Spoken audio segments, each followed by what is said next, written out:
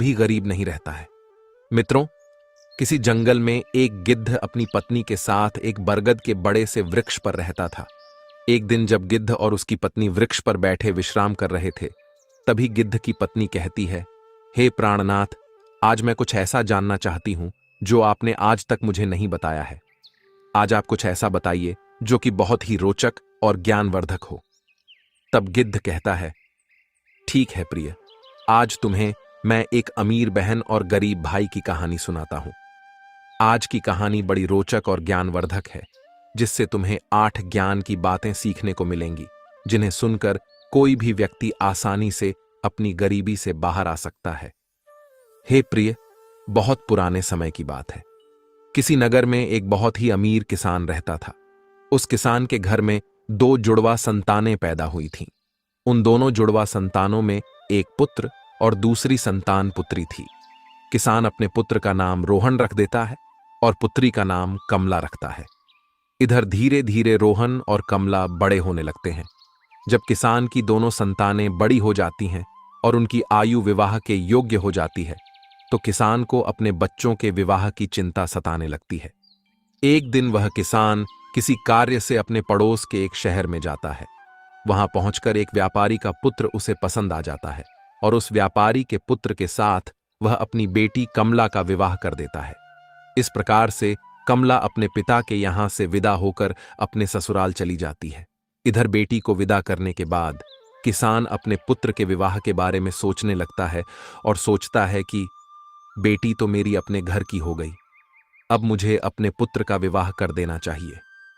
यदि मेरे पुत्र का विवाह हो गया तो मैं अपना बचा हुआ शेष जीवन अपनी बहू बेटियों के साथ रहकर आराम से व्यतीत करूंगा।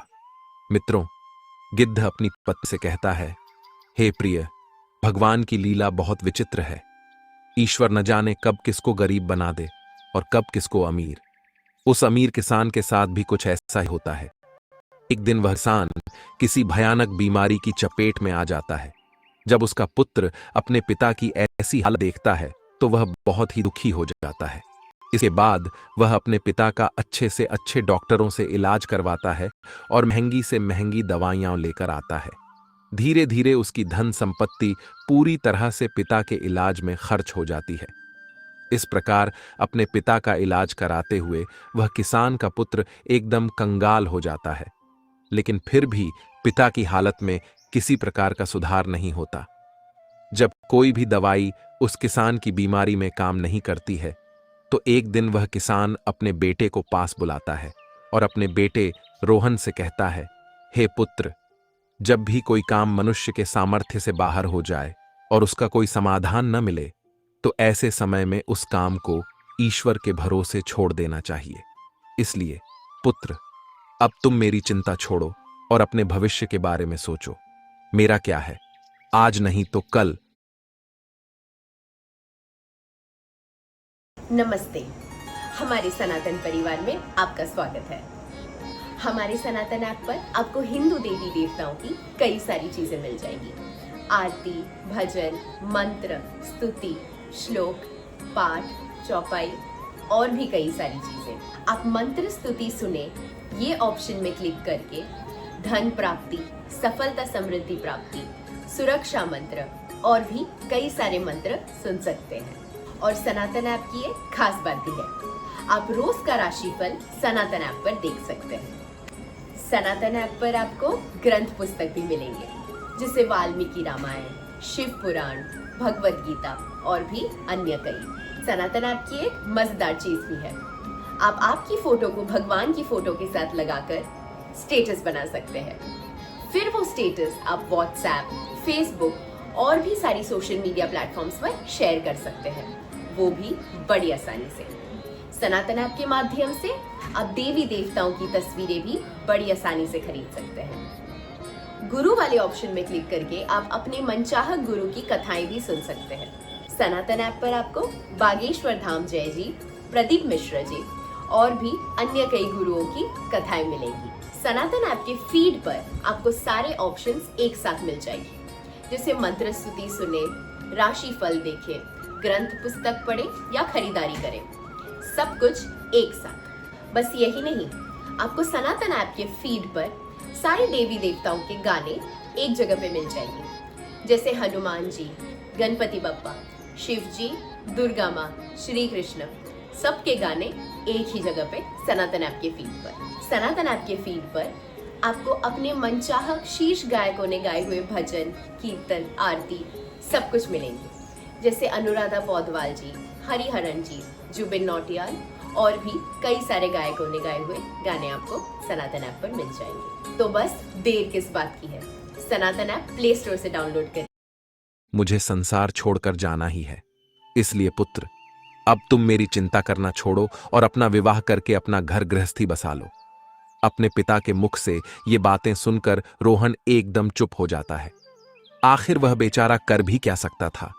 उसके घर में जो भी जमा पूंजी थी वह तो उसके पिता के इलाज में पहले ही खर्च हो चुकी थी। फिर वह कहता है, हे पिताजी, जैसा आपके लिए उचित लगे आप वैसा कीजिए। इसके बाद वह गरीब किसान अपने पुत्र की शादी एक गरीब घर की कन्या से करवा देता है और शादी के कुछ दिन बाद ही उस किसान की मृत्यु हो जाती है। पिता की मृत्यु के बाद रोहन अपने पिता का पूरी रीति रिवाज से अंतिम संस्कार करता है। रोहन का घर, खेत खलिहान पिता की बीमारी के इलाज में पहले ही बिक चुके थे। जो कुछ भी जमा पूंजी बची थी वह पिता के अंतिम संस्कार में समाप्त हो जाती है। इस प्रकार से रोहन बहुत ही गरीब हो जाता है। प्रिय मित्रों, जब रोहन एक दिन बिल्कुल कंगाल हो जाता है तो वह गांव के बाहर अपनी पत्नी के साथ एक झोपड़ी बनाकर रहने लगता है और दूसरों के खेतों में मेहनत मजदूरी करके अपने बीवी बच्चों का पेट पालने लगता है। उधर रोहन की बहन कमला, जिसका विवाह धनी व्यापारी के घर में हुआ था, जब अपने भाई की स्थिति के बारे में जानती है तो वह अमीर बहन अपने गरीब भाई से घृणा करने लगती है। मन में सोचने लगती है कि मेरा भाई अब तो बिल्कुल ही कंगाल हो चुका है। उसका घर, जमीन सब बिक गया है और अब उसके पास एक फूटी कौड़ी भी नहीं बची है। यदि ऐसी हालत में वह मेरी ससुराल आता है तो उसे देखकर मेरी देवरानी और जेठानी मेरा बड़ा ही अपमान करेंगी और मेरा मजाक उड़ाएंगी कि तेरे पीहर वाले तो बिल्कुल ही कंगाल हैं। ऐसे में मेरी बहुत बदनामी होगी। इस कारण से कमला अपने सगे भाई से रिश्ता तोड़ देती है। न तो कमला अपने भाई को ससुराल बुलाती है और न ही कभी उसके घर जाती है। कमला के भाई रोहन को भी अच्छी तरह से पता होता है कि उसकी बहन उससे नफरत क्यों करती है, इसलिए रोहन भी अपनी बहन की ससुराल कभी नहीं जाता है। इस तरह से कमला बड़े ऐशो आराम के साथ अपनी ससुराल में जिंदगी गुजारती है। रोहन मेहनत मजदूरी करके अपनी पत्नी के साथ झोपड़ी में रहकर किसी तरह से दिन काटने लगता है। आगे गिद्ध अपनी पत्नी को कहानी सुनाते हुए कहता है, कुछ साल गुजरने के बाद एक दिन रोहन की बहन कमला के लड़के की शादी तय हो जाती है, लेकिन कमला अपने भाई रोहन को किसी प्रकार का कोई निमंत्रण नहीं भेजती। जब इस बात का पता रोहन को चलता है कि उसके भांजे की शादी होने वाली है तो इस बात को सुनकर रोहन बहुत प्रसन्न हो जाता है और यह खबर जाकर अपनी पत्नी सुशीला को बताता है कि मेरी बहन के बेटे की शादी है और हम सभी को बहन के घर चलना है।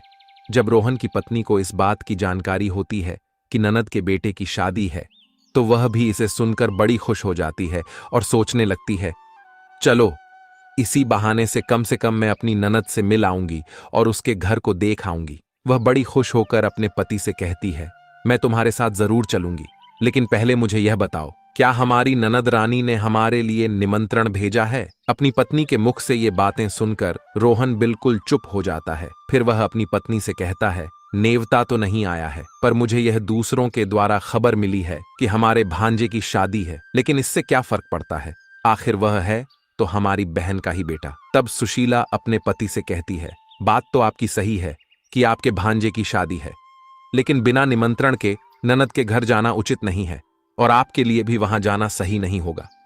रोहन अपनी पत्नी को समझाता है, प्रिय, कमला के ससुराल वाले बड़े आदमी हैं, उन्हें हमारी याद नहीं रही होगी, या फिर हो सकता है कि उन्होंने हमें नेवता भिजवाया हो, लेकिन नेवता वाला पर्चा हमारे पास तक नहीं पहुंचा हो। इसलिए प्रिय, तुम किसी भी प्रकार की कोई भी सोच विचार मत करो। बच्चों को तैयार करके मेरे साथ तुम बहन के घर चलो। अपने पति की इन बातों को सुनकर सुशीला कहने लगती है, हे प्रिय, यदि तुम जाना चाहते हो तो जा सकते हो, लेकिन बिना निमंत्रण के मैं नहीं जाऊंगी। तब पत्नी के मुख से ऐसी बातें सुनकर रोहन कहता है, ठीक है, यदि तुम्हारी यही इच्छा है तो तुम बच्चों के साथ घर पर ही रहो। मैं अकेला कमला की ससुराल के लिए चला जाता हूं।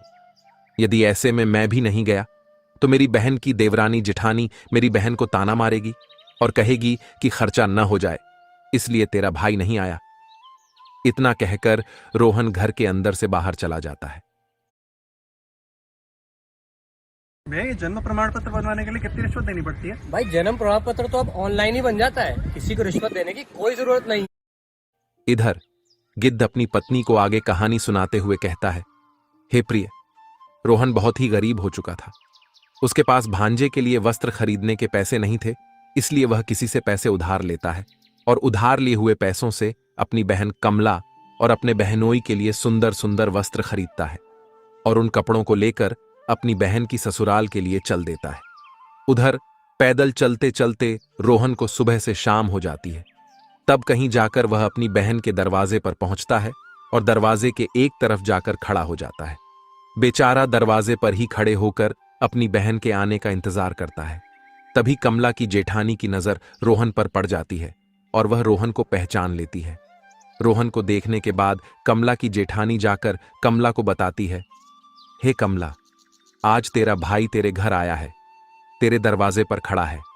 जब कमला अपनी जेठानी के मुख से यह बातें सुनती है तो वह अपनी जेठानी से पूछने लगती है, हे बहन, यदि तुमने मेरे भाई को मेरे द्वार पर खड़ा देखा है तो मुझे यह बताओ कि मेरा भाई मेरी ससुराल में किस हालत में आया है और उसने कैसे कपड़े पहने हैं। उसकी जेठानी कहती है, तुम्हारा भाई फटे पुराने वस्त्र पहनकर तुम्हारे द्वार पर खड़ा है, वह तुम्हारे आने का इंतजार कर रहा है। यह सुनकर कमला गुस्से में भर जाती है और सभी की नजरों से बचाते हुए अपने भाई के पास पहुंचती है। इधर रोहन जब अपनी बहन कमला को अपने पास आते हुए देखता है तो खुशी के मारे उसका चेहरा खिल उठता है। अपनी बहन को देखकर रोहन की आंखों में आंसू टपकने लगते हैं। इसके बाद कमला अपने भाई को अपने साथ लेकर सबकी नजरों से बचाते हुए अपने घर के अंदर सबसे अंदर वाले कमरे में ले जाती है और कमरे में ले जाकर पूछने लगती है, हे भाई, तुम्हारे पास आखिर किसने नेवता भेजा था जो तुम यहां चले आए? तब रोहन कहता है, बहना, तुमने तो अपने भाई को बिल्कुल ही भुला दिया, लेकिन किसी के द्वारा मुझे पता चल गया कि मेरे भांजे की शादी है, इसीलिए मैं तुम्हारे और तुम्हारे बेटे के लिए नए कपड़े लेकर आया हूं। अपने भाई के मुख से ये बातें सुनकर कमला कहने लगती है, हे भाई, तुम्हें इस तरीके से बेशर्मों की तरह मेरे घर नहीं आना चाहिए था। तुम इस तरह फटे पुराने कपड़े पहनकर मेरे घर तक चले आए, ये मेरे लिए बड़े लाज की बात है। कम से कम अपनी नहीं तो मेरी इज्जत का ख्याल करते, कम से कम तुमने मेरे मान सम्मान का ख्याल तो किया होता। आखिर तुम्हारी तो कोई इज्जत नहीं, पर कम से कम हमारी इज्जत के बारे में तो सोचा होता।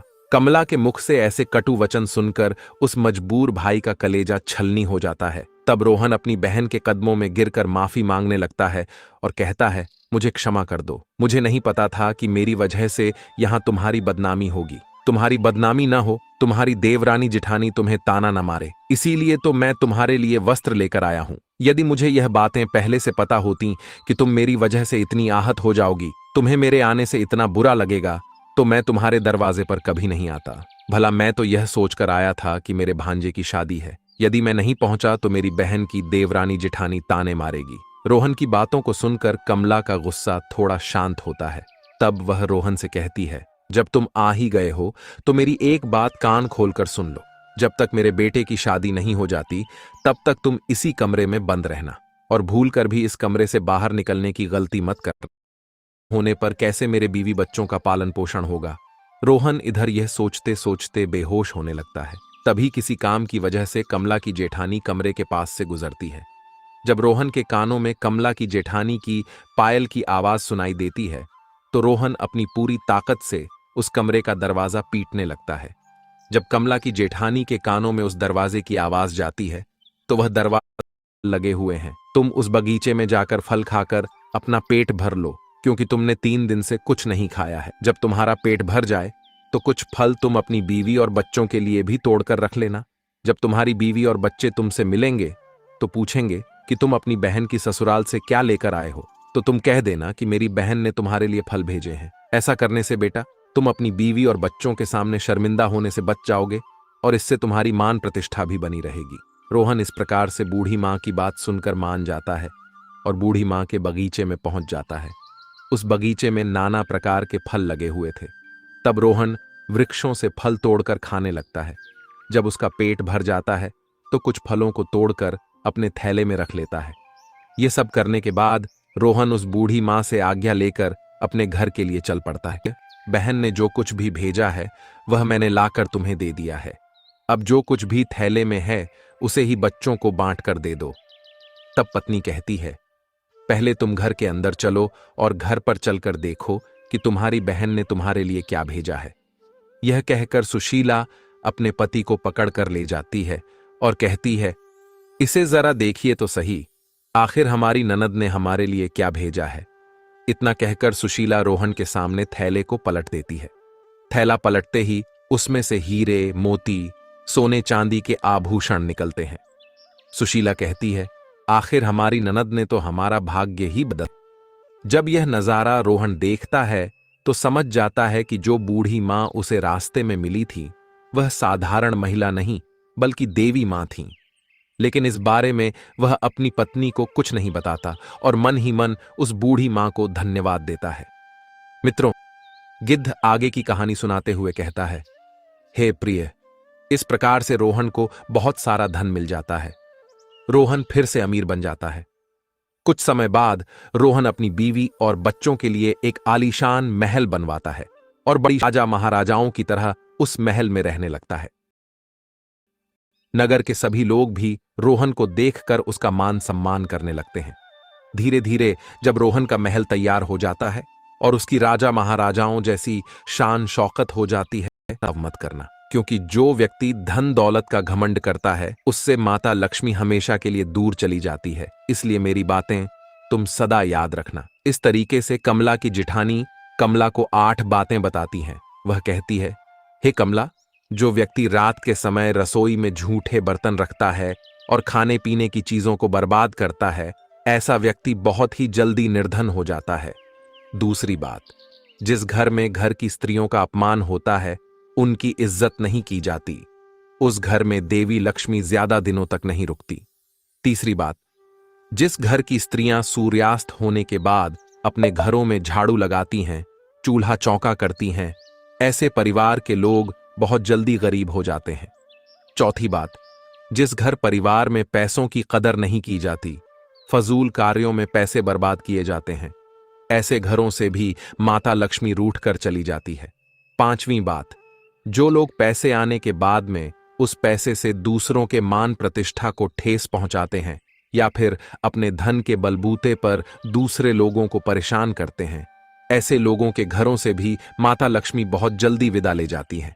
छठी बात, जिस घर के लोग अपने कर्तव्यों का पालन नहीं करते और अपने कार्यों को कल पर टालते रहते हैं, उन लोगों के घरों से भी माता लक्ष्मी रूठ जाती हैं।